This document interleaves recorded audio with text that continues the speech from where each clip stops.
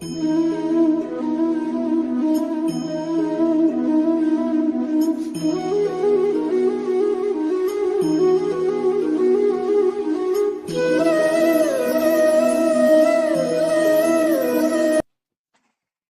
साथ संगत, प्रिय भाई बहनों, बहुत सुंदर समय है। आज बहुत खास दिन है। गुरु नानक देव जी महाराज के जन्मोत्सव का, उनके जन्म का दिन है। गंगा स्नान का बड़ा खास पर्व है। बहुत बड़ा वर्ग समाज का बहुत ही विशेष रूप में आज के दिन को मना रहा है। जहां एक तरफ गुरु पर्व के रूप में आज के दिन को मनाया जा रहा है, गुरु की विशेषता, गुरु की महानता, गुरु की हमारे जीवन में आवश्यकता को लेकर के एक बहुत बड़ा धर्म, एक बहुत बड़ा समाज आज के दिन को बहुत विशेष रूप से मानता है। वहीं दूसरी तरफ गंगा स्नान जैसे बड़े खास दिन पर बहुत बड़ा समाज अपने और अपने परिवार के सुख की कामना के लिए सबके जीवन में भलाई हो, नेकी हो, जो भी जाने अनजाने कोई दुष्कर्म, कोई पाप कर्म हुआ हो, उससे छुटकारे की कामना लेकर के आज के दिन को बड़े विशेष रूप से मना रहे हैं। जब आप ऐसी किसी हमारे हिंदू धर्म समाज में भक्ति की, आस्था की एक परिभाषा देखते हैं, जहां सारे संसार के बहुत सारे सुख साधन त्याग करके एक इंसान परमात्मा से प्रार्थना करके, उससे विनती करके, उससे अपने जीवन में सुख की कामना करके जीवन में कुछ जतन करता है। ऐसे विशेष दिन को हमारे संत मत की अवधारणा बहुत ही विशेष रूप से बयान करती है। हमारे जीवन में, हमारी दिनचर्याओं में कोई भी ऐसा विशेष दिन, कोई भी ऐसा विशेष क्षण जब हम उस परमात्मा को याद करें और अपने संसार में हो रहे जीवन में सुख की कामना के लिए प्रार्थना करें, ये वो क्षण है जहां हम संसार से अपने मन को हटा करके एक क्षण के लिए उस प्रभु की तरफ जोड़ने की कोशिश करते हैं। वो स्वामी जी ने कहा है, ऐसे क्षण, ऐसे समय, ऐसे कुछ पलों की हमारे जीवन में बड़ी बड़ाई है जब हम इस व्यस्त जीवन में, इस बहुत सारे संसार के भाग दौड़ भरे जीवन में उस परमात्मा को याद कर रहे हैं। और हमारे जीवन में परमात्मा को याद करना तब फलीभूत है जब हम उसके गुणों को अपने जीवन में धारण करने के लिए जीवन में कदम उठाए।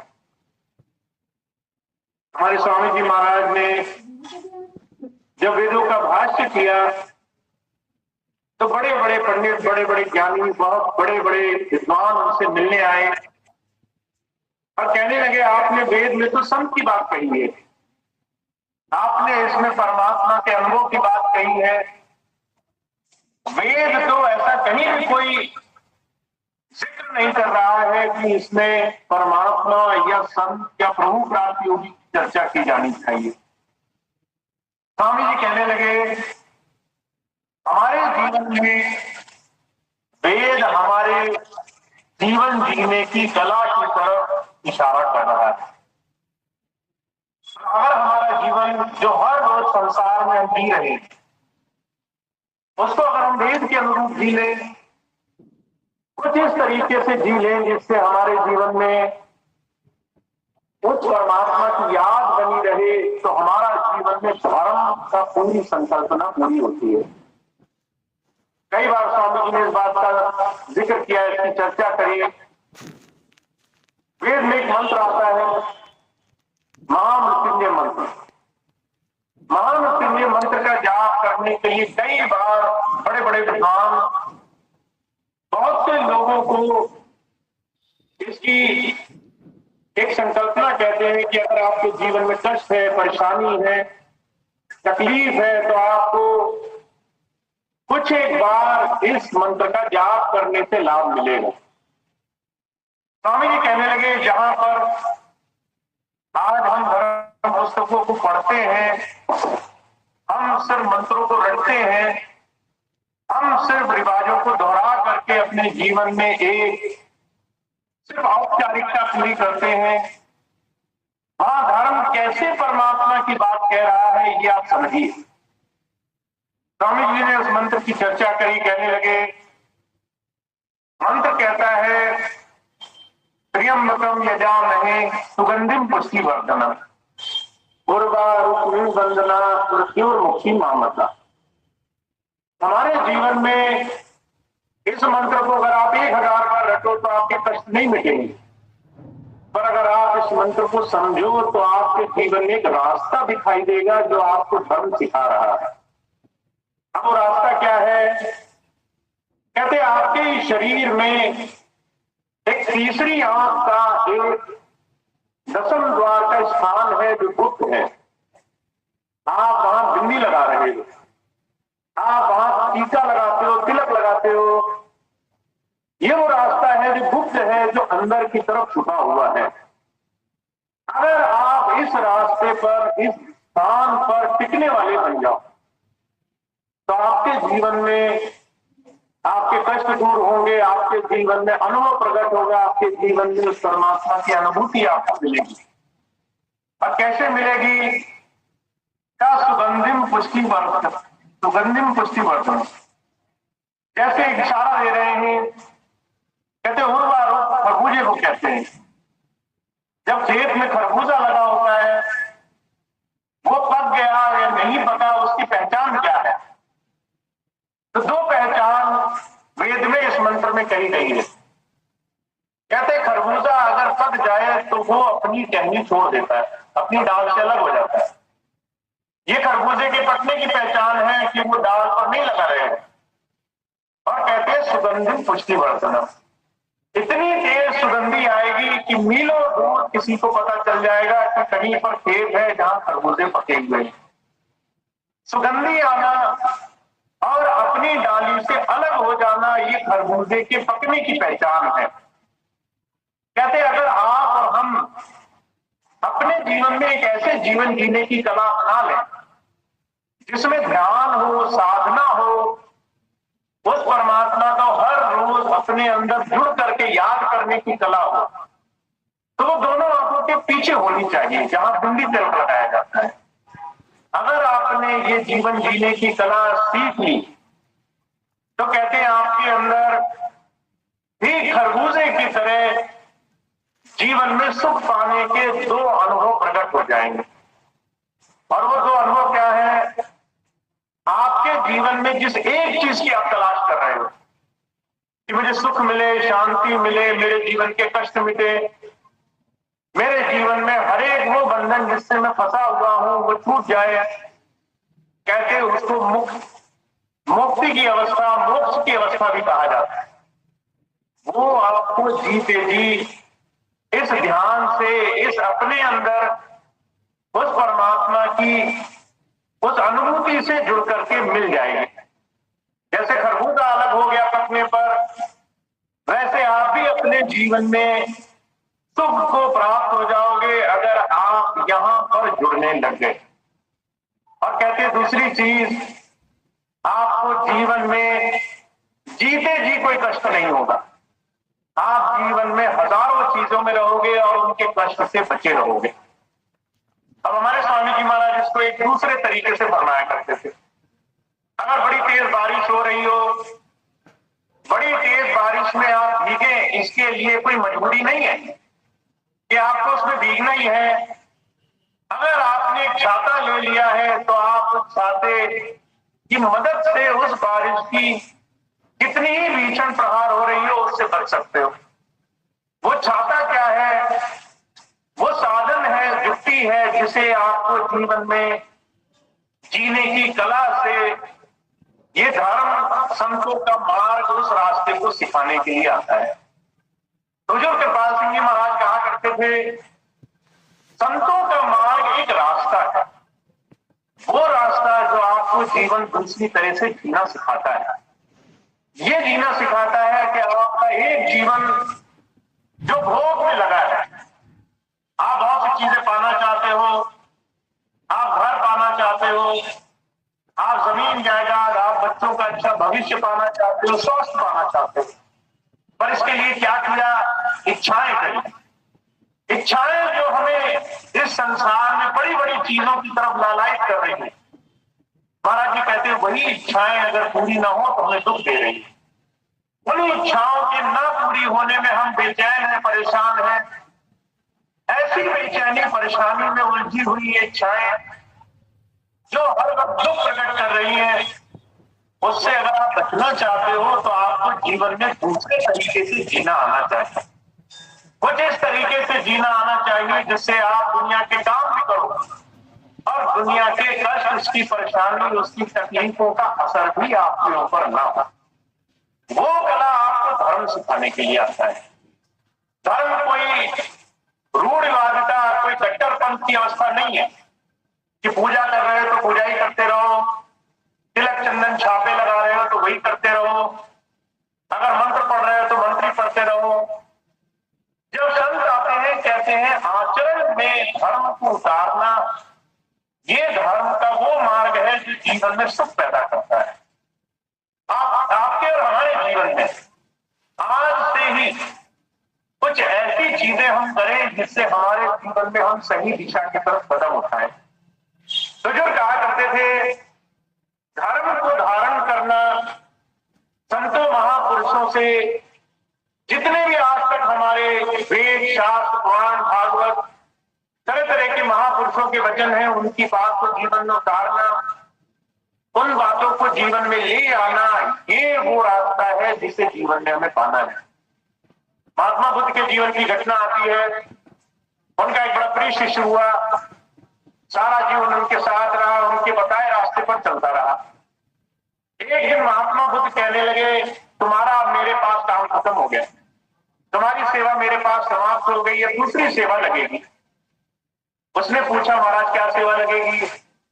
कहने लगे, अब तुम्हें प्रचार करना है, तुम बाहर जाओ, संसार में लोगों को सत्संग की बात सुनाओ, लोगों को ये सुनाओ कि तुम्हारे जीवन में, लोगों के जीवन में जिस रास्ते पर वो दौड़ लगा रहे हैं वो सिर्फ दुख का रास्ता है, जीवन में सुख का रास्ता उनके अंदर है, उसके लिए अंदर जाना शुरू करो, ध्यान से जुड़ना शुरू करो। जब ये बात कही तो वो शिष्य था, कहने लगा, महाराज आपने तो ये बात कह दी, पर लोग बड़े जटिल हैं, संसार में लोग बड़े क्रूर हैं, किसी मन की बात ना हो तो लोग बड़ा गुस्सा करते हैं, बड़ा नाराज होते हैं, बड़ा ताने मारते हैं। मैं कैसे मानूं कि लोग मुझे जब ताना मारेंगे तो मैं तैयार हूं? तो महात्मा बुद्ध ने उससे 3 ऐसे सवाल पूछे जिससे वो अपने जीवन में क्या सीखा है उसकी बात जाहिर हो सके। महात्मा बुद्ध ने कहा, मैं तुम्हें बिहार के एक उस फलाने गांव में भेजना चाहता हूं, वहां लोग बड़े खतरनाक हैं, तुम जाओगे, सत्संग करोगे तो लोग आग बबूला हो जाएंगे, तुम उनसे कहोगे कि अपना जीवन बदलो, अपनी दिनचर्या बदलो, तो लोगों को बहुत बुरा लगेगा और लोग तुम्हारे पास आकर के तुम्हें गालियां निकालेंगे, बहुत अपशब्द बोलेंगे, बड़ा बुरा बोलेंगे। जब लोग तुम्हारे पास बुरा बोलेंगे तो तुम क्या करोगे? तो सत्संगी था, बहुत समय से लगा था, गुरु जी को देख देख करके, सीख सीख करके जीवन आगे बढ़ रहा था। कहने लगा, गुरु जी मैं क्या कर सकता हूँ, वो आएंगे, गालियां निकालेंगे, मैं तो मन में खुश हो जाऊंगा कि अच्छा हुआ गालियां निकाल रहे हैं, अगर मारने ही लग जाते, पीटने लग जाते तो ही मैं क्या कर लेता, मैं तो अकेला हूं, ये इतने सारे हैं, अगर ये हाथ ही छोड़ देते तो ही मेरा क्या बचत हो जाती। गुरु जी बहुत खुश हुए। महात्मा बुद्ध कहने लगे, दूसरा सवाल, अगर वो आते और तुम्हें मारने ही लग जाते, गालियां तो दे ही रहे थे, हाथ भी छोड़ने लग जाते, पीटने लग जाते, मारने लग जाते, तब तुम क्या कहते? तो वो कहने लगा, महाराज मैं क्या कह सकता हूं, मैं तो ऐसा कहता, अच्छा हुआ मार ही रहे हैं, मार तो नहीं डाल रहे, जान से तो नहीं मार रहे, जिंदा तो छोड़ रहे हैं, यही गनीमत है, थोड़ी पिटाई से ही काम चल रहा है। जब ये बात कही तो महात्मा बुद्ध और खुश हुए, तीसरी बात पूछने लगे, ये बताओ अगर वो तुम्हें जान से ही मारने की कोशिश करने लगे फिर क्या करोगे? कहने लगे, महाराज हाथ जोड़ लूंगा, अच्छा हुआ जीवन से छुटकारा मिला, बड़े कष्ट है, गुरु जी रोज ही काम में लगाए रखते हैं, यहाँ सत्संग करो वहां सत्संग करो, जहां जो है सुधार नहीं, मैं तो शुक्र मनाऊंगा मेरा छुटकारा हुआ। महात्मा बुद्ध कहने लगे, तुम तैयार हो, तुम जाओ, आज के बाद कोई तुम्हारा बुरा नहीं कर सकता। लोग तुम्हें बुरा बोलेंगे, तुम्हें बुरा लगेगा नहीं, लोग तुम्हें हाथ छोड़ेंगे, तुम्हें चोट नहीं लगेगी, लोग अगर तुम्हारे को मारना भी चाहेंगे तो शरीर को ही वो क्षति पहुंचा सकेंगे, तुम्हें कभी क्षति नहीं पहुंचा सकते। हुजूर कहा करते थे, संत आते हैं हमें जीवन की परिभाषा सिखाने के लिए आते हैं। हम संसार में जिस सोच से जी रहे हैं उस सोच में हम अपने आप को मालिक मानते हैं, पर मालिक बन करके भी आज संसार से हम कुछ ले जा नहीं पाए। जब संत आते हैं कहते हैं अगर नजरिया बदल लेते, अगर संसार में उस मालिक की रजा मान लेते, तो अगर उसको सर्वस्व मान लेते, उसकी मौज में जीवन में जो मिल रहा है उसके लिए उसका धन्यवाद कर देते, तो तुम्हारे जीवन में तुम्हें सुख ही सुख मिल जाता है, जीवन में कष्ट की कोई नाम निशान नहीं रहता। तो संत आते हैं हमारा नजरिया बदलने के लिए आते हैं। वो कहते हैं जो प्राप्त है पहले उसके लिए उस मालिक का शुक्राना आ जाए, बजाय इसके जो नहीं मिला है उसके लिए शिकायतें रहें। ये दृष्टिकोण, ये रास्ता, ये गुरु की बताई हुई बात पर जीवन जीने की कला धर्म है, ये जीवन में धारण करने की वस्तु है, ये अध्यात्म है, ये गुरु भक्ति है, ये वो रास्ता है जो हमें धर्म सिखाना चाहता है। तो हम और आप बहुत भाग्यशाली हैं, गुरु नानक देव जी महाराज ने सारा जीवन यही रास्ता सबको सिखाया।